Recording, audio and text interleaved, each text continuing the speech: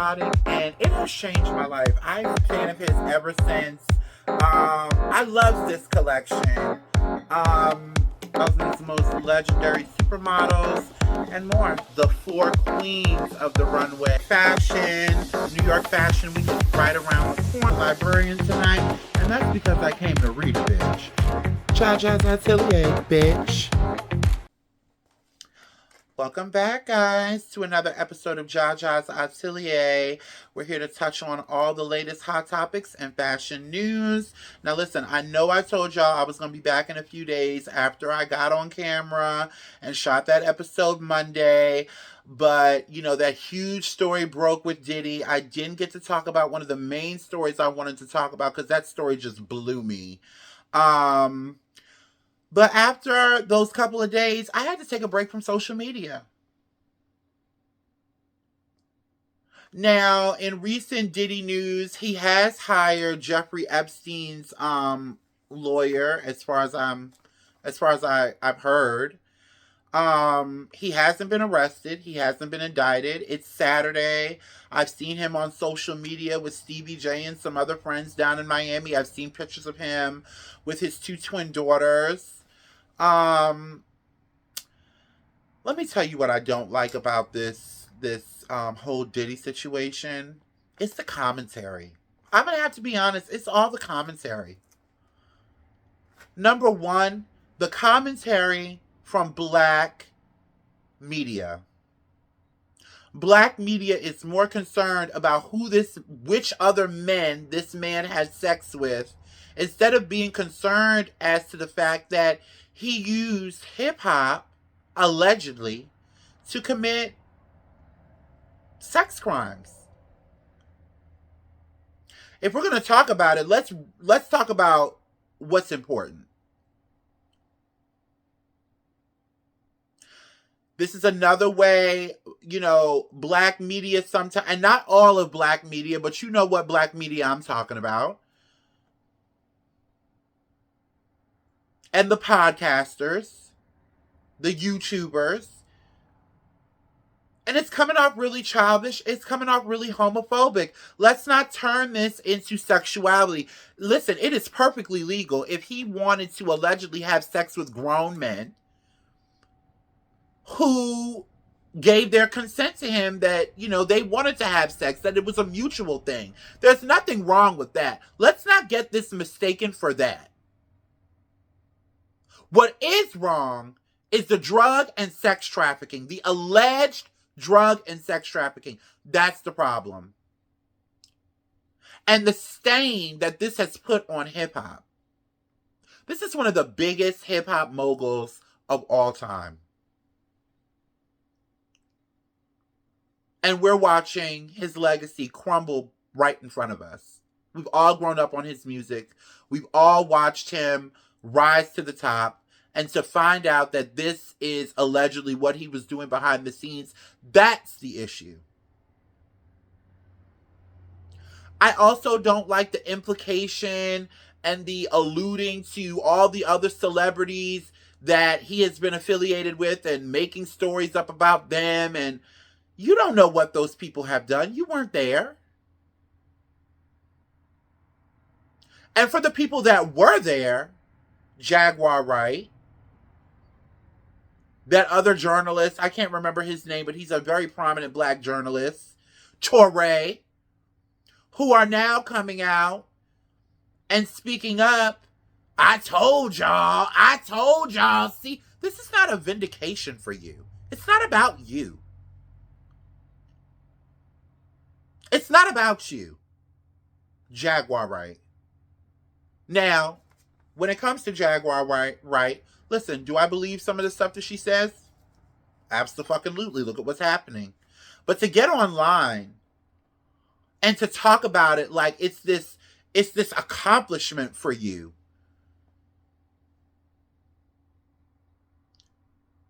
While you was busy telling us, why didn't you call the police? This should not be about clicks, views, and money.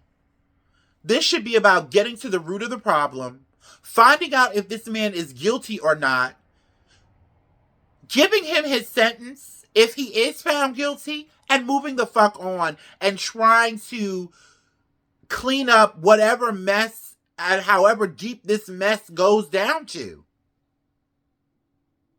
It's not about you. Also, this man has children. They didn't ask him to be his dad, their dad. He has young children.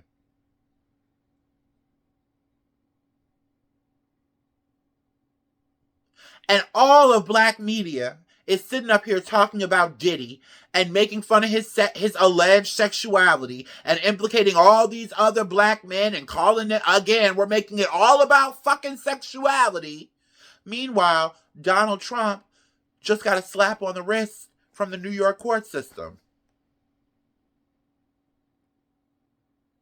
As I said in Monday's episode, we have not forgotten that Donald Trump owes those people $454 million. Well, now that's been on pause. The seizing of his properties has been on pause. The very same day that Diddy's homes get raided, and all of you black folks in media, most of you, not all of you, took the bait.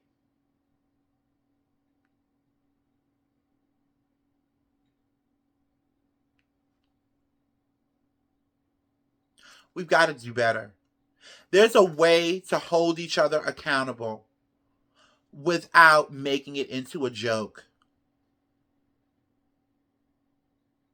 I also don't like the amount of black men who are coming out, and I'm going to call it for what it is, excusing this type of behavior. Oh, they wouldn't do this to a white man. Y'all all know this. Y'all know this. Your mamas have told you this. Your uncles have told you this. Your grandparents have told you this. And again, if you are a black man or a black person, period, in this country, and you decide to break the law, it is like playing Russian roulette. You just don't know what hand the judicial system is going to give you. And that's not a game that I'm willing to play. It's not fair, but unfortunately, we have to walk a tighter line. And all of you know this. So to get up on the internet and claim, they trying to take a black man down. The FBI would not have stormed that house if there was not something there. There are countless stories about this man. When I was growing up, my mom always used to tell me I used to get excited about celebrities, and I've always been into pop culture. It's just what I like. I'm into it. I like knowing about the history of Hollywood and all of that stuff, but it's one thing my mom and other members of my family always told me, they're just people. And I see how people react when they see some celebrities and they break down and they cry. And I'm not a Bible beater. I do believe in Jesus. I am a Christian. But it does take me back to that. Don't worship false idols. These are not idols. These are people. We even call them idols. They're just people. We try to attach ourselves to these people for what we can get. We try to get a piece of these people because they're the ones that are on the top of the charts and they're the ones that are winning awards and they have all this money. But at the end of the day, we are so busy fawning over these people, obsessing over these people, that we forget that they're just people and they do fucked up shit just like old Danny down the street.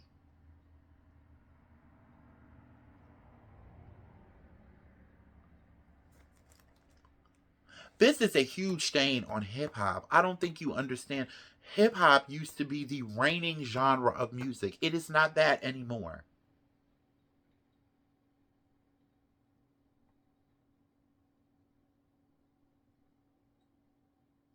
And this situation with Diddy, it contributes to that. Whether he did it or not, the public has already made up their mind. And I think us as black media, we just need to move on. If it goes to trial, report on it and keep it moving. Don't make a joke out of it. And don't get up on here and defend that kind of behavior. Whether he did it or not, you can't defend it. Because the same way we defend when each other is wrong to the tilt is the same way they defend Donald Trump. The difference is they're the ones in power.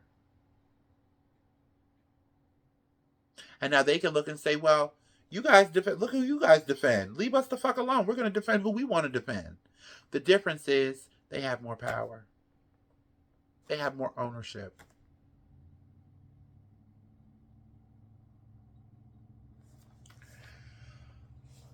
Another thing I want to touch on, and this is, I'm going to report on this as it's going, but I'm not going to sensationalize this.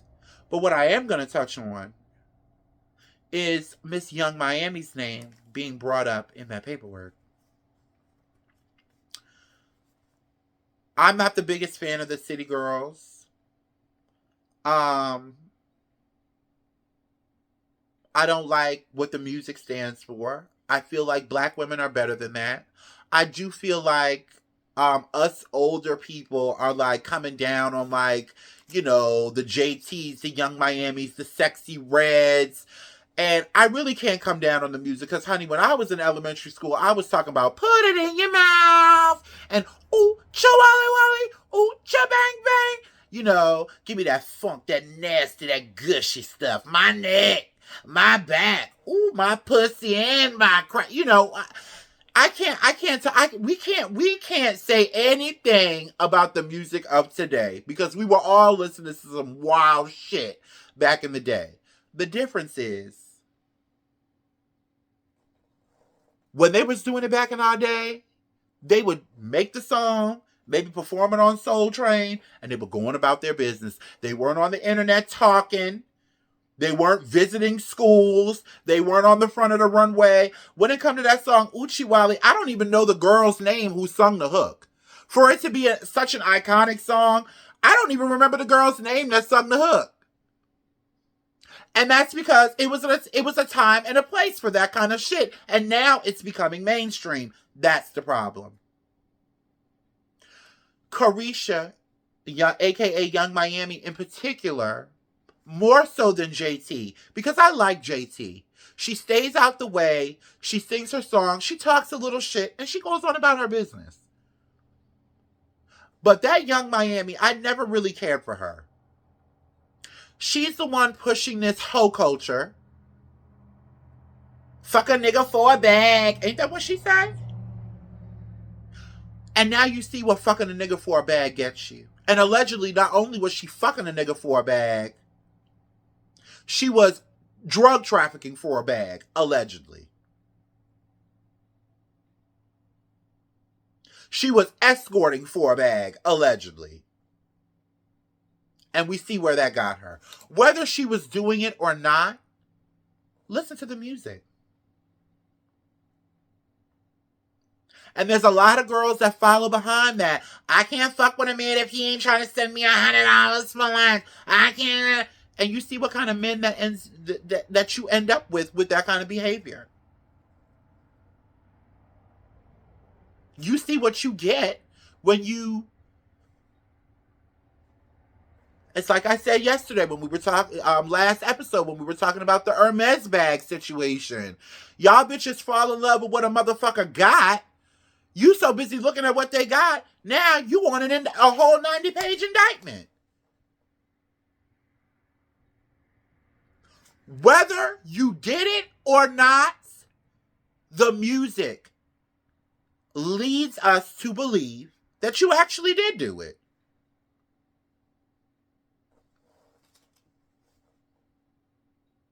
Anyway, so this is the story I really wanted to touch on last week. I'm moving on from that. So this is the story that I really wanted to touch on last week, but with all that happened with Diddy, it just went away from me. But I'm glad I waited because we have some updates. Now, after 25 years, Pierpaolo Piccioli, I hope I'm pronouncing that right, has exited Valentino as creative director. I was shocked by this.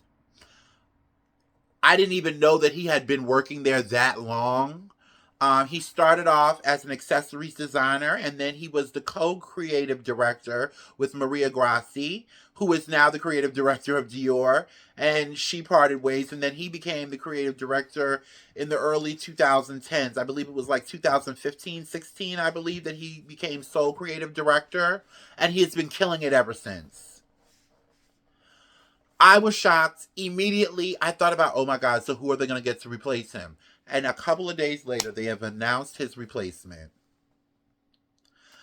His replacement is Alessandro Michele, from the former creative director of Gucci. I don't like this. I don't like it. I could be pleasantly surprised. I don't like it.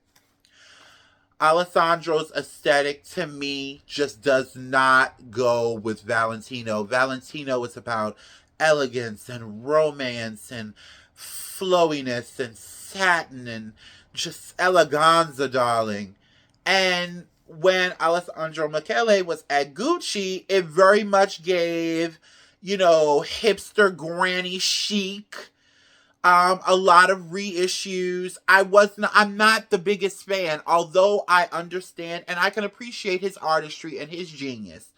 It's definitely one of a kind.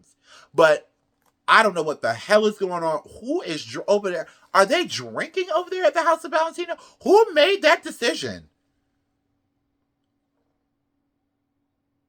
But again, I always say this, let's give the designer time and see what happens.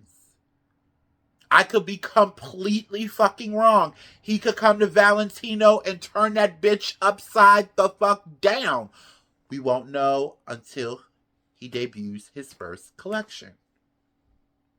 Now, I do find it funny that they picked him because I do remember, and y'all correct me in the comments if I'm wrong, I do remember Valentino kind of throwing shade his way and Gucci's way.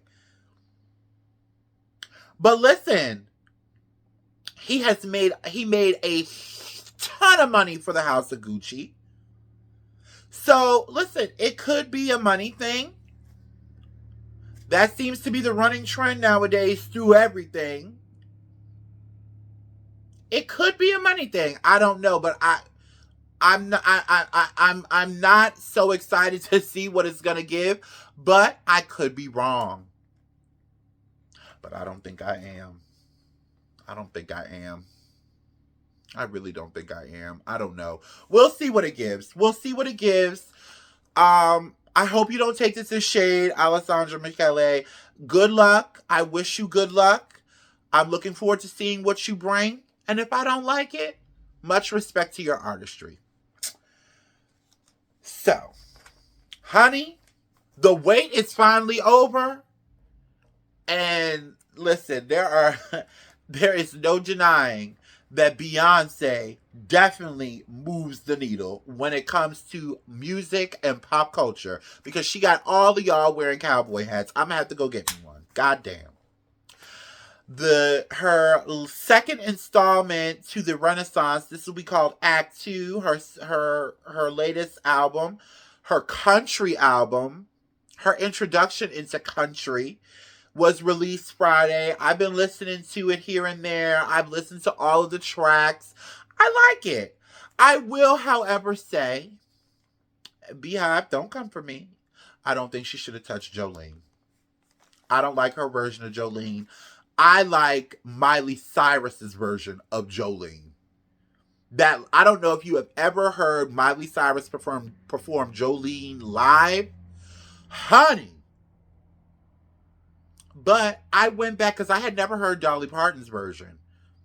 I went back and listened to Dolly Parton's version, and Miley Cyrus's version is better than even Dolly Parton's. So, listen. But the other songs, honey, my favorite song on the whole album is the, speaking of Miley Cyrus, is the song that she has with Miley Cyrus. What was the name of it? Damn it. Hold on, guys. I can't think of it. I didn't write it down. But that song that she has with Miley Cyrus, I love that song. I also love the song Blackbird, which features Tanner Adele, Brittany Spencer, Tiara Kennedy, and Raina Roberts, all black women in country. That song is so beautiful. I cried when I heard it. Such a beautiful song. She also has features with Shabuzi, Post Malone, the one and only country music queen, Dolly Parton, and the king of country himself, Willie Nelson. Let me tell you something. For all of those who say Beyonce does not move the needle, honey, she got all of y'all bouncing up and down on horses. I done seen black folks with lassos. I done seen black folks chewing tobacco. I done seen y'all doing everything country related. And I'm living for it because I know the right is just the right side of country music, which is usually the wrong side, is just seething right now. I am living for it. And I also love the fact that the rollout for this album is a lot more personal. Beyonce, do you watch Jaja's Atelier? Can I get an interview? Because I talked about it in a couple episodes. This is what people want. We've seen her doing a whole album signing, an album release signing in Tokyo, and she looked fabulous, by the way. So gorgeous. You know, we've seen her around. And she also let us in on what inspired her to make this country music album. She talked about, again, I touched on this same story. She talked about when she performed with the Dixie Chicks at the CMA Awards in 2016. It was one of her best performances. I love that song. And how she felt slighted by a lot of the people there.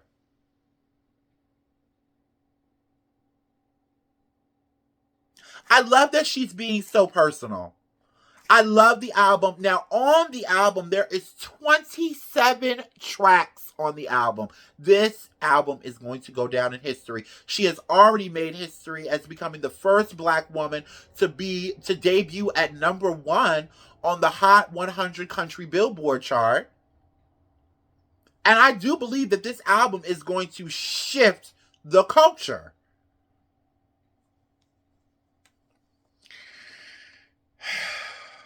Listen, I love the cover. And speaking of a traditional album rollout and being more personal, she is also on the cover of W Magazine for their first ever digital issue. She is serving black cowgirl realness, honey. On the cover, she is wearing Alexander McQueen. Oh, honey, when I saw this Parenza Shula look, this is the money shot. This look right here is the money shot, honey. It's giving Dallas, honey. Yes, honey. I love this. This is Parenza Schuler. She is styled by Shiana Tarini, who has been styling her for a while now and has been killing it. Killing it. And she is photographed by Pamela Henson. I thought the spread was absolutely gorgeous. Listen, Beyonce, I am looking forward to, hopefully she has some visuals for this, because honey, we still waiting on the visuals for Renaissance, baby. Where are they at? Where are the videos? Where are the music videos? But I mean, I feel like people don't really give a fuck about music videos anymore. But if Beyonce came out with music videos, people would care. They would definitely care. Anyway. I feel like there's some visuals coming. Because remember when she did that teaser a couple years ago and they had all those visuals? Those videos got to be somewhere. Why won't she release them? I don't know. Anyway, huge congratulations, Beyonce. I'm looking forward to all that's coming up with this new era. And I appreciate her just delving deep and really just trying to remind us of our true history. and reclaiming our time. So thank you, Beyonce. Huge shout out to you. And I love the album. I still say you shouldn't have touched that, Jolene, but I love you, girl. Anyway, so now this is a story that really warmed my heart. It's a story that was featured in The Cut magazine, and it's called The Women Who Run Harlem. The story is by Naja Zigby Johnson with photography by Raheem Fortune. The story, the editorial features 8 fabulous black women who are now simultaneously running the neighborhood's most prominent theaters and museums in Harlem and taking them to new heights despite cuts for funding and cuts, financial cuts for funding, and cutting financial cuts for art programs for the young black youth that live in the neighborhood. These women are rising to the occasion, and the Cut decided to honor these women by featuring them in this beautiful spread, dressed in some of this year's hottest runway looks. So I'm going to read off these 8 beautiful queens to you guys. So number 1, we have the director and chief curator of the Studio Museum in Harlem, Thelma Golden. Look at how beautiful she looks. Beautiful, right?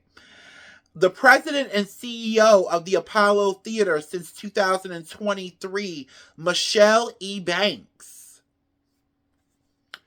Apollo Theater executive producer since 2016, Camilla Forbes. Executive director of the National Jazz Museum of Harlem since 2017, Miss Tracy Hyder Suffern. Executive Director of the Dance Theater of Harlem since 2016, the very beautiful Anna Glass.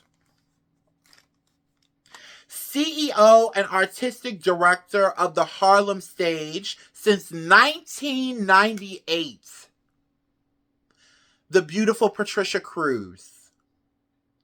Director of the Schomburg Center of Research in Black Culture since 2021, the very beautiful and chocolate Joy Bivens. And last but not least, CEO of the National Black Theater since 2008, Sade Lithcott. Listen, this is what I want to see from black media, stories like this. Because Harlem is a part of our history. Harlem is the center of black culture in America. It's one of our culture's historic pillars in our community. I hope that made sense. But when I read this story, I just loved it. All the ladies were styled by Jessica Willis, who is a legendary stylist. She's also a black woman I'm a huge fan of hers. And of course, the photography, of course, was done by Raheem Fortune. So huge shout out to The Cut, because they deliver a wide range of stories. If you guys aren't familiar with The Cut, make sure you check them out. Their Instagram is right here. Listen, this is the kind of stuff we need to be covering. And maybe through covering these women and their stories, their moving, inspiring stories. Listen, after I read about these women and went and researched these women, I had to get up off my ass and do something with myself. They are living proof that there is no excuse. You have to keep pushing. Black art is, the importance of black art is, I have no words. And it's something that is being soiled by so many different things. And the real stuff is being overlooked so many times that we don't even know this kind of stuff exists. And maybe through talking about these women and explaining, they need funding. They're making it work without it. But how much of a help would it be if they had the right funding? And maybe somebody will read the story, get inspired, and give them the funding that they need and that they absolutely deserve. So huge congratulations to the cut for this story. I just absolutely love this. And it was so well, ooh, excuse me, I'm stuttering today. It was so well written by Miss Naja Johnson. I really enjoyed this. I want to end today's show with a little bit of sad news. Speaking of a part of our history, Black history, we lost an icon. The very talented Louis Gossett Jr. has passed away. Now, if you're not familiar with Louis Gossett Jr., let me tell you about him. His career spans over 7 decades. He has been in over 60 films. And he is the first black man to win the Academy Award for Best Supporting Actor for his iconic role in Officer and a Gentleman, which is one of my favorite movies, honey. He also played Fiddler in Roots. He has opened the door for so many. He has made what a lot of us aspire to do now. He has made it a reality. We've watched him on TV for generations. So huge condolences to his family. I believe that he was 83 years old. He lived a full life. I'm sure he has accomplished so much, and I'm sure as he was laying there the night before, if he got a chance to even think about it, I don't know if he was sick or if it was an untimely passing, but I'm sure if he looked over his life, he can pat himself on the back and go out with pride, you know? He made such a difference. So, anyway, guys, I just wanted to give him a shout out because he is a part of our history and we've all grown up watching him. And again, condolences to his family. And guys, that is today's show. I will be back on Monday or Tuesday. I promise you guys, I will be back on Monday or Tuesday because a whole bunch of shit broke before I got on camera. So we're definitely going to have to talk about that. But anyway, guys, I love you. It's been real. I'm living for this look today. I hope you guys are. And remember to like and subscribe. I'm really trying to get to 50 subscribers, guys. Well, I want to get to more than 50 subscribers. But I'm trying to get to 50 subscribers, guys, so I can start going live. And I will also be bringing you guys my first episode of Fitted. I just have to edit it. I've been lazy. I'm holding myself accountable. I'm sorry. But I love y'all. And y'all are so patient with me. So, you know, I hope you guys have a happy Easter. And ciao.